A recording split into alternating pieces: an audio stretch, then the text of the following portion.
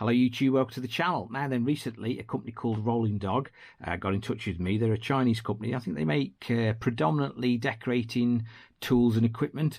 They got in touch with me. They sent me a decorator's multi-tool to try on the channel for review, which I did, and I genuinely found it of some use. And I've actually used it several times since making that video, to be honest. They got back in touch with me and said, is there anything else you would like to try? Well, I'm actually doing a bit of decorating at the moment, and I have struggled. I struggle sometimes with finding a nice short-handled brush for detailed work. So I basically asked them for some detailed brushes. So this is what they've sent me. Now the 2-inch brush comes in a pack of 2. I think they're $9.99. It's an angled one as well. And these little detailed brushes here, these stubby handled ones, I think they're the same $9.99. Let's have a quick look at them, because I'm dying to see what they look like. Let's start with this one. It's nicely packaged, by the way. I do like the wooden handle as well. It's engraved. It seems a nice quality brush, I must admit. I like the taper on the end. Should give you a nice amount of control, and it does seem to fit nice in the hand as well. So let's open these up and have a quick look. I'm dying to see what they look like. I think they're two very unusual shapes actually to the end of the brush. Again, little stubby ones. We've got like a triangular one here. I think that'll be nice for getting corners, you know, where the two walls meet the ceiling. That'd be nice to do that, I think. And we've got a tapered square one here, which would be nice, I think, to do lines down the side of skirting boards and door frames and things like that. Anyway, I'm dying to see what these things are like. I have actually got some decorating on at the moment, so let's go and try them. Right, I'm going to try the little 2-inch tapered brush first. I've got a little gap here between this pipe cover and the wall. I mean, I could probably get a little roller in, but I just want to see what these brushes are like, really. So anyway, here goes, see what they're like.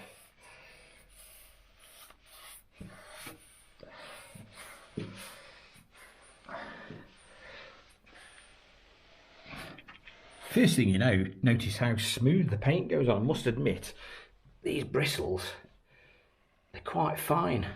Oh.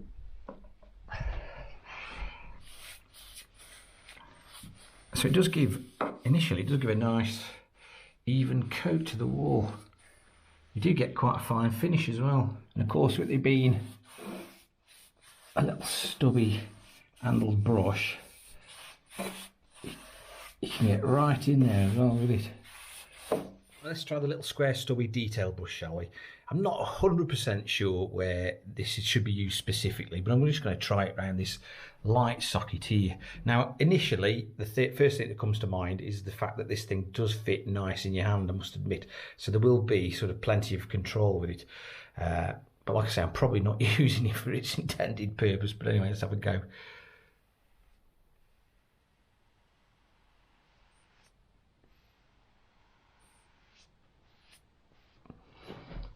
You do get a nice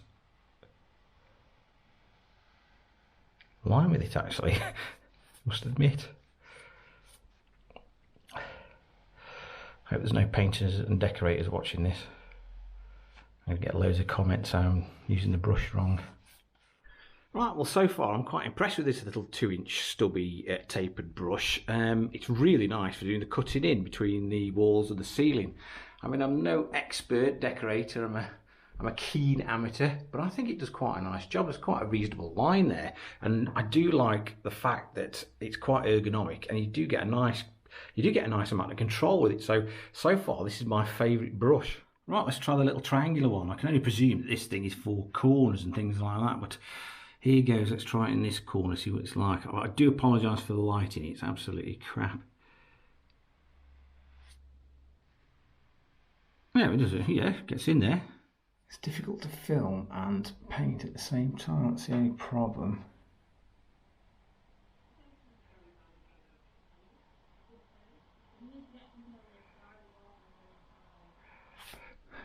So it doesn't do, it makes a nice square edge, I must admit.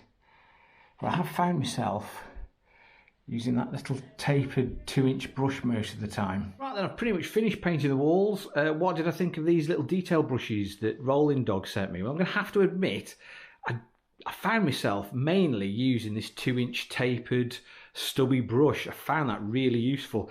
These two, I did use the triangular one in the corners of the room, and I did use the square one and tried it down the side of the door frame. I haven't got to paint the door frames yet, by the way, before I have any comments. But I did find myself predominantly using this little stubby tapered 2-inch brush. Do you know what? I think it's one of them things that occasionally you come across tools that become indispensable, and I don't think I could do cutting in now without using one of these. I'm wondering if they do a slightly smaller one actually, but I did find this 2-inch one absolutely fantastic.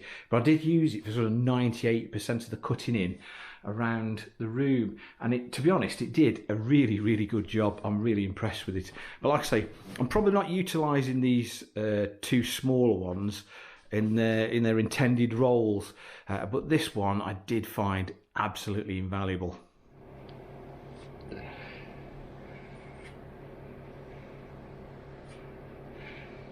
Right, then a quick update to the video. Strangely enough, detail brushes are for detail. I've just started painting the doors and the door frames, and these brushes are proving invaluable in order to get into all the little nooks and crannies in the mouldings. They do a superb job. So who'd have thought it that these brushes are for detail work? As ever, there will be a link in the description to where you can go and get these brushes from. A big thumbs up to Rollingdog for supplying them to the channel for review. If you've enjoyed the video and you found it of some use and interest, please give it a big thumbs up, and if you're feeling that way inclined, hit that subscribe button for more similar future content. Before I go, check out this 60s 70s lino, by the way, that was underneath the mother-in-law's bedroom carpet. Crikey, they don't make them like that anymore.